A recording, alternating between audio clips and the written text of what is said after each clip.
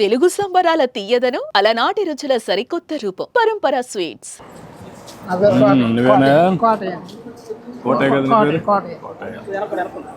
చాలా సంతోషం అండి. మా ఇంటికి వచ్చినందుకు మాకు చాలా ఆనందంగా ఉందండి. మా తమ్ముడు. నీ తమ్ముడా? తమ్ముడు మరదలండి. మరదలు. ఓకే. ఎన్నింటి ఇక్కడ మొత్తం? 2 మీరు మీ తమ్ముడు ఇద్దరు ఉంటారు? అవునండి. ఈ పశువులు మేపుకుంటామండి మేము. ఎన్ని గేదెలు ఉన్నాయి? 3 ఉన్నాయండి. దూడ ఒకటి ఉందండి. 3 మేము పశువులు మేపుకుంటాం. అదేం దేశపాళి, ఆ 2 దేశపాళి, ఇదే మరో చేసండి. ఈ దూడ ఇది ఎంత పాలు ఇస్తుంది? ఇది 8 లీటర్లు 7 లీటర్లు ఇస్తుందండి. అంటే ఇప్పుడు చూడదండి. చూడది అది చూడలేదు. ఇదేమో 9 నెలలు, అదేమో 4 నెలలు, అది 8 నెలలు. 8 నెలలు. ఇప్పుడు పాలు ఏది ఇస్తుంది? అది వస్తుందండి. ఎన్ని రోజులు పాలు ఇస్తుంది అది? అది ఇప్పుడు 8 నెలలు ఇచ్చిందండి. మళ్ళా సూలైనా కూడా ఎన్ని రోజులు ఇస్తుంది? సూలు అయినాక 4 నెలలు 3 నెలలు అట్లా ఇస్తాయండి. ఒకటి 5-6 నెలలు ఎక్స్ట్రా ఇస్తాయి, 2 నెలలు ఎక్స్ట్రా ఇస్తాయి, అట్లా ఇస్తాయి. ఇది మామూలు సూలు అయితే ఎన్ని రోజులు ఇస్తుంది? ఇదైనా సంవత్సరం పైగా ఇస్తుంది. సంవత్సరం పైగా మనకి సంవత్సరం ఇచ్చిన తర్వాత ఇచ్చేస్తుంది.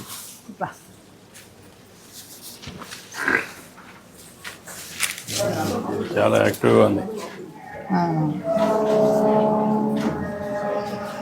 దీనికి 8 నెలలు. మేము తర్వాత ఇట్లా మిక్చరీ కలుపుకుంటా. ఇది మామూలుగా కలుపుతారా? కలుపుతామండి. ఏమేమి వేస్తారు దీంట్లో? దీంట్లో తౌడు, మిక్చరు కలిపేస్తామండి. ఇది ఎంత టైం చేస్తారు దీన్ని? మేము 8 గంటలు నానబెడతామండి. 8 గంటలు నానబెట్టి బకెట్ పెడతాం అక్కడ. 8 గంటలు నానబెట్టేసి ఇట్లా కలిపేసేసి నీళ్లు కలిసి పోసి పెట్టేస్తామండి. 8 గంటలు 8 గంటలు పెడతారు. 8 గంటలు నానబెట్టి ఇట్లా తిప్పేసుకుని గేదె పెట్టారు.